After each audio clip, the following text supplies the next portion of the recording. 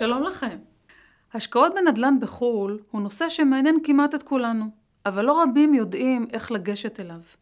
פעילות בשוק זר ולא מוכר עלולה להיות מסוכנת. על השקעות בחו"ל ואיך עושים את זה נכון, נשוחח עם אלחנן רוזנהיים, מנכ"ל חברת פרופימקס. שלום לך. שלום לך, מה? ראשית, ננסה להבין מה היתרונות של השוק בחו"ל אל מול השוק הישראלי. השוק בחו"ל הוא הרבה יותר גדול, יש הרבה יותר אופציית השקעה, הוא הרבה יותר נזיל, זאת אומרת שאם אתה קונה מה שרוצה למכור, יש לך הרבה יותר פוטנציאל של קונים פוטנציאליים שיקנו את ההשקעה שלך ואתה תוכל לממש אותה בתקווה גם ברווח. למי היית ממליץ להשקיע בחו"ל? זה מתאים לכולם? בהחלט לא. אני חושב שהנהירה להשקעות נדל"ן בחוץ היא לעתים מחוסר ידיעה, גם מחוסר אולי שוק מספיק משוכלל בארץ. צריך להיות מאוד מאוד זהירים. אני חושב שלהשקיע בנדל"ן בחו"ל זה בדיוק כמו לעבור בשדה מוקשים, שיש הרבה מאוד סיכונים ואנשים לא מבינים ולא מכירים את הסיכונים, והם עושים השקעות שרבים מהם, מאחר והם רצים אחרי תשואות גבוהות מדי, יפסידו כסף רב. ובכל זאת, הציבור מחפש אפיקי השקעה מעניינים. איזה סוגי השקעה כן מומלצים בעיניך? לא, אני חושב שבחו"ל אפשר להשקיע בהרבה מאוד asset class. אני חושב שישנם אפשרויות השקעה רבות בחוץ לארץ, אבל אני מאוד מאוד מזהיר את האנשים, אלה שקונים בתים בודדים, יש בזה סיכון מאוד מאוד גדול. זה נראה מפתה, אנשים שרואים בית עם מגרש ובריכת שחייה, הם חושבים שהם קנו איזה בית בסביון או בכפר שמריהו, וזה לא כך. ערך הקרקע בארצות הברית בהרבה מקומות הוא כמעט אפס. אפשר לקנות בזול מאוד אדמות שם. הבתים הם בדרך כלל באיכות בנייה מאוד מאוד ירודה, ואנשים מתפתים לדעתי להבטחות שווא לגבי התשואות שאפשר להשיג שם. האם ניתן להמליץ על יעדים מסוימים שהם כדאיים להשקעה?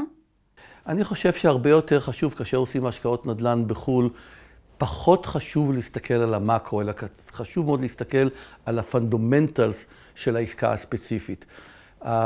אלה שהפסידו כסף בדרך כלל, לאלה שרצו, יש פתגם מאוד יפה באנגלית, Fools rush in where angel fear to tread. הם רצים לשם כי כולם הולכים. רצו לרומניה והפסידו כסף, רצו ללאס וגאס והפסידו כסף. אפילו תשובה ודנקנר הגדולים. תראו איך הם הפסידו כסף בלאס וגאס, כי כולם הלכו ללאס וגאס.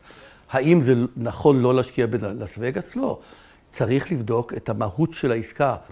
ולכן, אם את שואלת אותי לגבי המקומות שכדאי להשקיע, כדאי ללכת להשקיע במקומות שבהם יש שקיפות, מערכת משפט טובה, איפה שהעולם העסקי מבוסס בעיקר על יושר והגינות, איפה שהמנהלים שם יודעים שאם הם פעם אחת משקרים או פעם אחת גונבים, לא יעבדו איתם עוד פעם.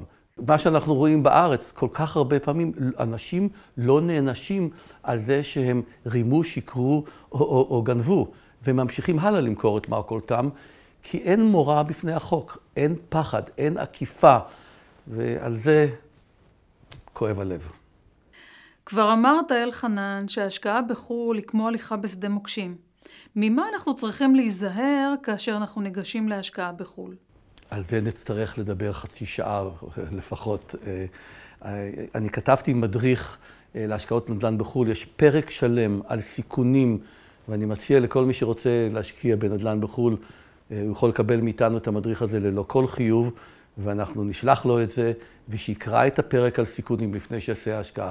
יש המון סיכונים. יש קודם כל סיכונים אובייקטיביים של מטבע, של מצב כלכלי. אלה סיכונים שאין לנו שליטה. אבל יש הרבה מאוד סיכונים אחרים. א', מבחינת האינפורמציה שהיא מתקבלת על ידי המשקיע הפוטנציאלי מזה שמוסר לו את החומר. האם האינפורמציה הזאת היא נכונה? אני הייתי עד מומחה בבתי משפט בתביעות של משקיעים נגד חברות, וראיתי שהאינפורמציה שאותם משקיעים קיבלו הייתה אינפורמציה לא נכונה. אם בן אדם היה בא אליי עם האינפורמציה הזאת, הייתי מיד אומר לו שיש פה משהו לא נכון. מה שמאוד חשוב למשקיע לדעת, שאם התשואה שמוצעת לו היא תשואה הרבה יותר או יותר גבוהה ממה שמקובל בשוק, משהו לא יכול להיות אמיתי. וכמו שאמרתי, אנשים יפסידו ויפסידו כסף, כי הם רצו אחרי תשואות גבוהות מדי, ולא כי הלכו אחרי תשואות נמוכות והגיוניות. תודה רבה לך על הדברים, ונתראה בזמן הנדל"ן הבא.